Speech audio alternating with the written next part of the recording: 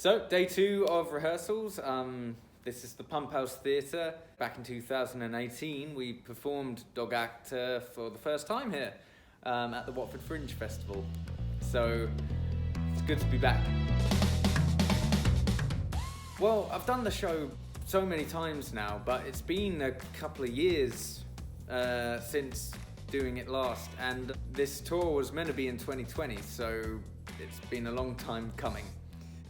Yeah, so the two plays work really well together. Stephen Burkoff did pair them together once upon a time, but the other way round. And what makes this particular version quite unique is the inclusion of a loop pedal. So without spoiling it, we kind of use it to create a bit of musicality to the second piece, Actor. So Dog is a day in the life of a racist football hooligan and his pit bull terrier. It's a challenging piece in terms of themes and also just the physicality of keeping the invisible dog alive throughout the whole thing, sustaining that energy all the way through. It's very challenging. But I kind of like to think of the character of the skinhead as a really bad stand-up comedian, like very, very bad and offensive.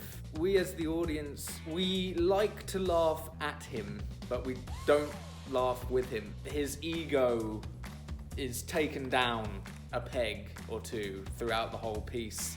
And there's this whole thing about him using this big macho dog to kind of amp up his masculinity. I think it's a really interesting study of what it is to be powerful and manly. And it's a challenge for me because I'm not a big football fan and I'm more of a cat person. Completely different.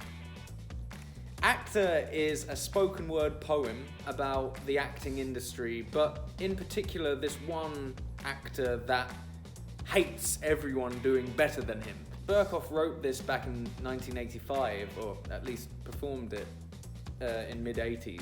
So we see this nowadays with people scrolling through social media and getting really envious and depressed and paranoid and jealous about people excelling and people doing better than where you think you should be in life.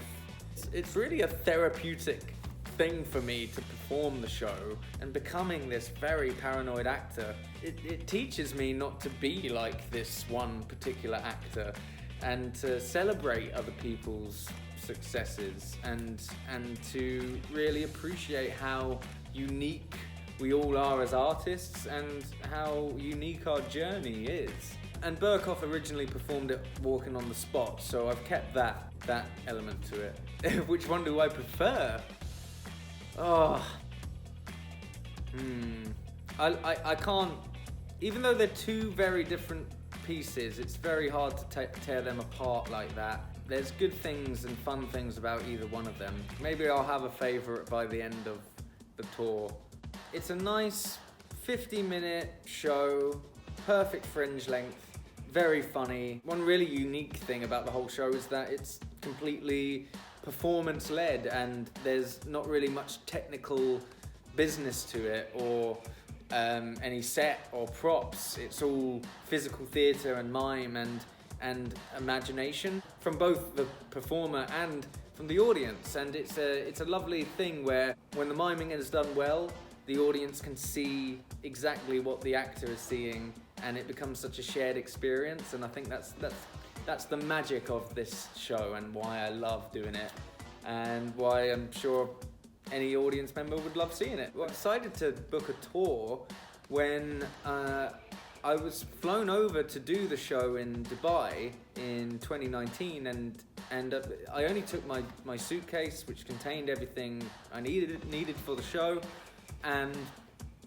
we texted the whole thing in about an hour or two.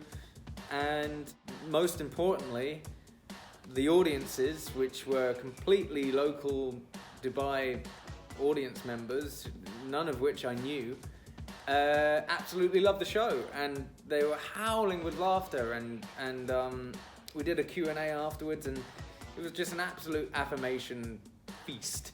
Obviously the most striking thing about the whole experience was how it was just me and a suitcase going around. I figured, wow, this show unintentionally is perfect for touring. And yeah, just kind of got on it in terms of booking the tour.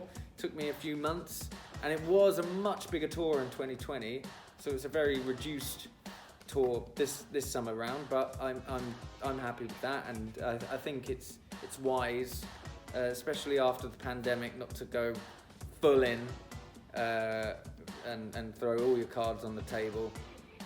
I think doing 6 venues is perfect. Pretty much every show, it will just be me with a suitcase containing all the costume. My brother David will be operating the sound and lights in each venue. Pretty much a 2-person team going around from venue to venue using trains. A show that fits in a suitcase. We are heading to Liverpool, the Hope Street Theatre in Liverpool first, then the Rondo Theatre in Bath for the Bath Fringe, the New Wimbledon Theatre in Wimbledon for their From the Fringe festival, Corpus Playroom in Cambridge, the Etc. Theatre in Camden for the Camden Fringe Festival, and then finally the Edinburgh Fringe Festival up in Edinburgh at the Greenside Infirmary Street venue. We're doing 18 shows in total, and you can find details on where and when on our website, www.freedomtheatre.com/actor tour. So come along.